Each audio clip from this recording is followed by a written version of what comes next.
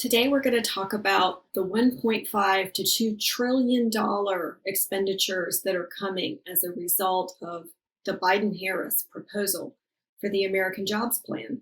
And we're going to talk about, as that moves into the president's budget request, what's going to happen next.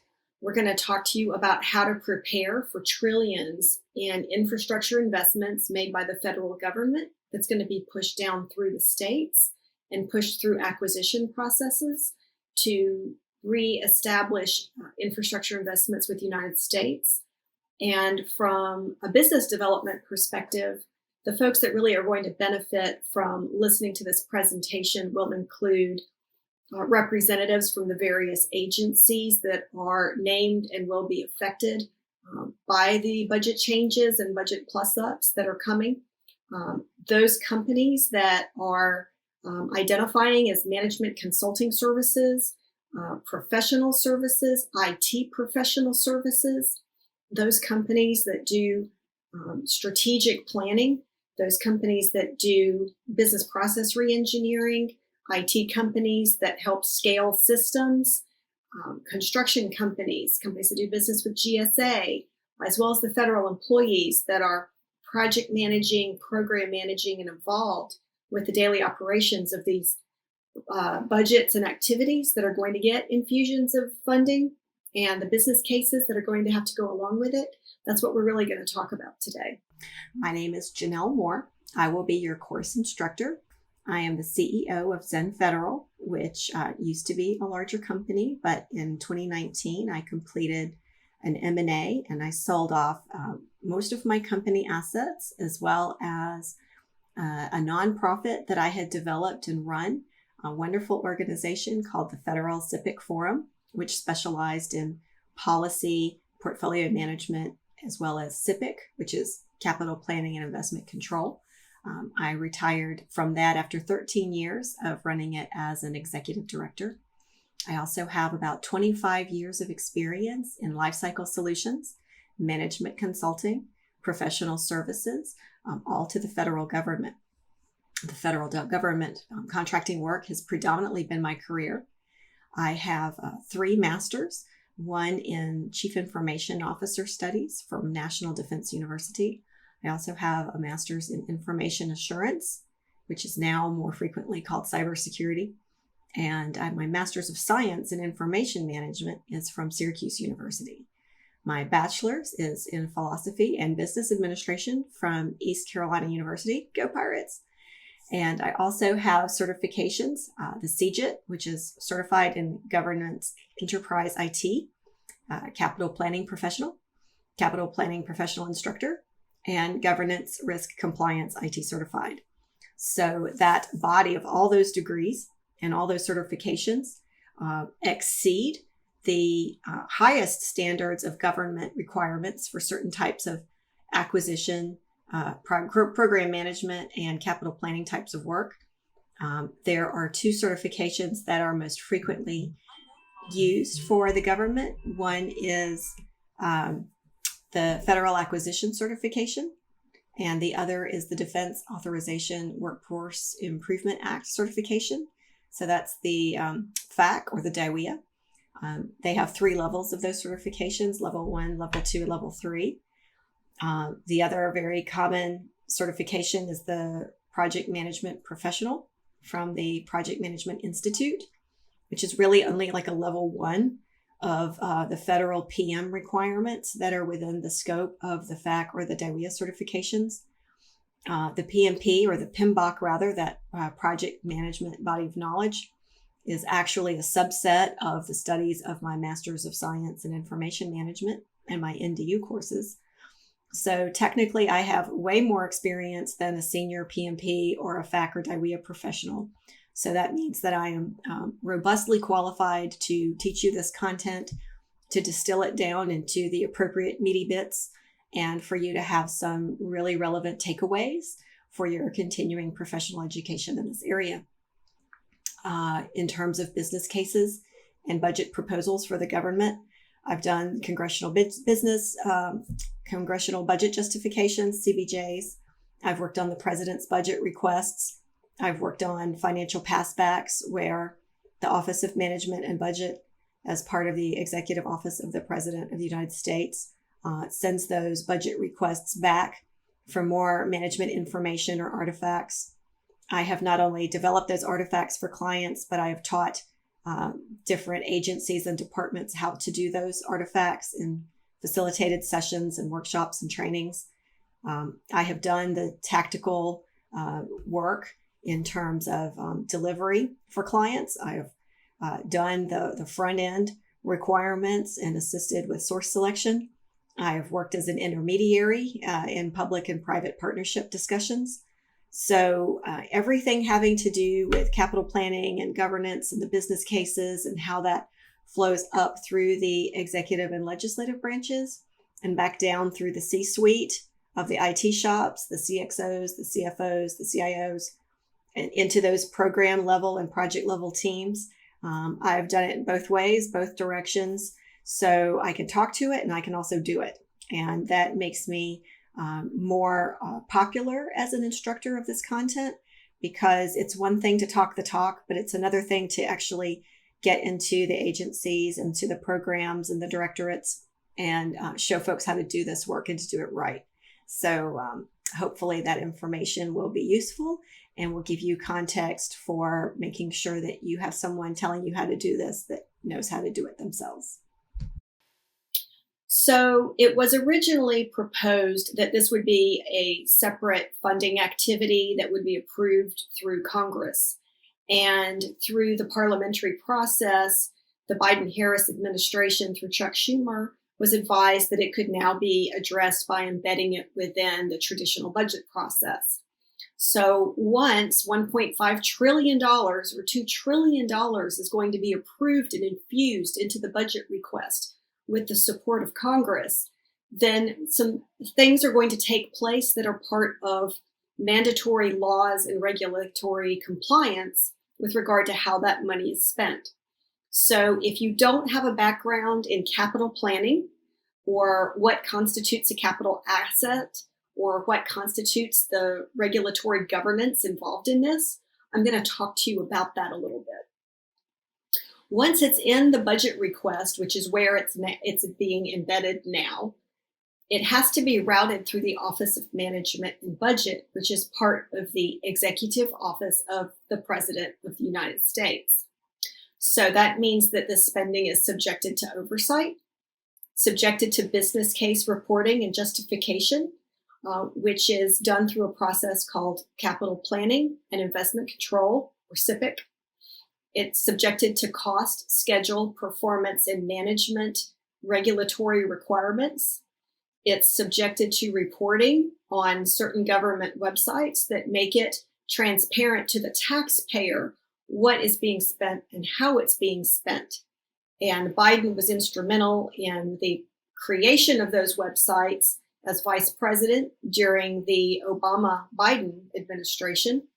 And those websites are usaspending.gov and the itdashboard.gov for the IT components of these contracted acquisitions and the contractors that do that work. It's also subjected to performance and incremental reporting. I am offering a separate module on how we run agile program management offices in the government, but incremental progress and the Government Performance and Results Act, versions of that act become very important to know and understand, because it is prescriptive guidance for how the money has to be spent, how the money has to be reported, and how the performance has to be measured and justified. So to lay the groundwork, the moment this major multi-trillion-dollar investment is placed through the budget process, it becomes capital assets. So what is a capital asset? It can mean land, structures, equipment, intellectual property, information technology that's used by the federal government that has an estimated useful life of 2 years or more. So planes, bridges, federal housing, these types of things are all capital assets. Now in government, for about the last 12 years or so, we've really only focused on our resources doing the reporting and business case process for IT investments. But the reason that I'm introducing this definition is because there's a lot more than IT that falls under the scope of capital assets. And most of this infrastructure investment in the trillions of dollars all falls within the scope of the capital asset and SIPC management process.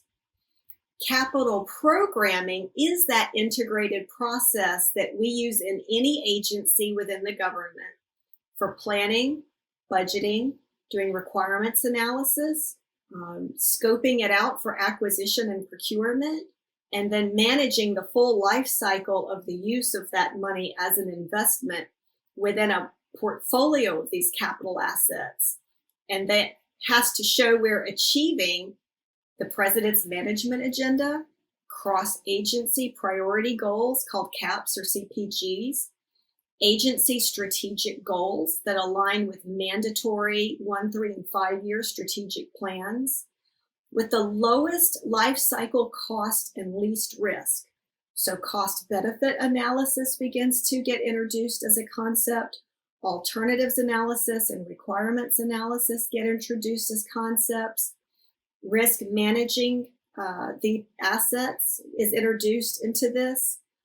And all the agencies that have strategic plans right now are going to have to revisit those strategic plans to address the increase in scope that these initiatives that are being funded are going to require.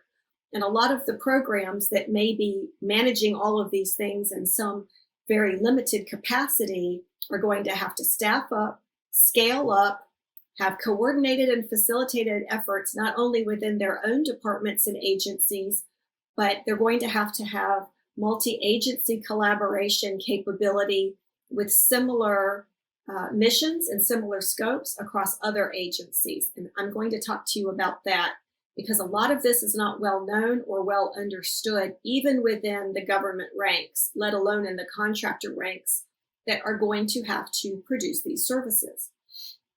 And so as we look at this $1.5 to $2 trillion investment in our nation's infrastructure and in our citizens and in our manufacturing capabilities, for instance, understanding that these are portfolios of capital assets that we, as the taxpayers, are investing in, that we have to acquire these assets and handle these acquisitions in such a way that we're prepared to manage them through their life cycles. So it's not just buying the plane, it's managing a new plane for 8 to 10 to 50 years. It's not just staffing up new meat inspectors through OSHA at labor and the supply chain at USDA. It's about managing the life cycle of those programs for years in the future. And it's going to be an all hands on deck set of circumstances. And we're also going to talk about how we're not set up to even staff those positions right now and what we can do about that. So we have a lot to cover. So if you're looking to get into this line of work, as I've mentioned a number of times, there's way more demand for professionals like myself than there is supply. There aren't a lot of us left in the senior ranks that haven't already retired. And there are only a few or junior or mid-level positions for the jobs that are out there. So there are a lot of vacancies in these areas because people don't have the right qualifications. They haven't had the right access to training until now. So if you need me to counsel or mentor you, if you want me to look at your resume or talk to you about how to get into this line of work, there is a button on my website at zenfederal.com where you can book an hour or a couple of hours of my time to help you get more prepared to apply for this work and to help you sort of level up.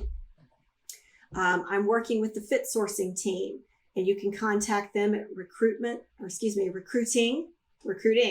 at fitsourcing.org. Your cover letter, your resume, any clearance information you have about clearances that you have previously held or currently held, or what you think that you might be able to go through the process and obtain. Your continuing professional education, any information about degrees or transcripts that you have, salary details, these kinds of things. The fit sourcing team uses networks to make placements, and companies hire for recruitment and referral this team.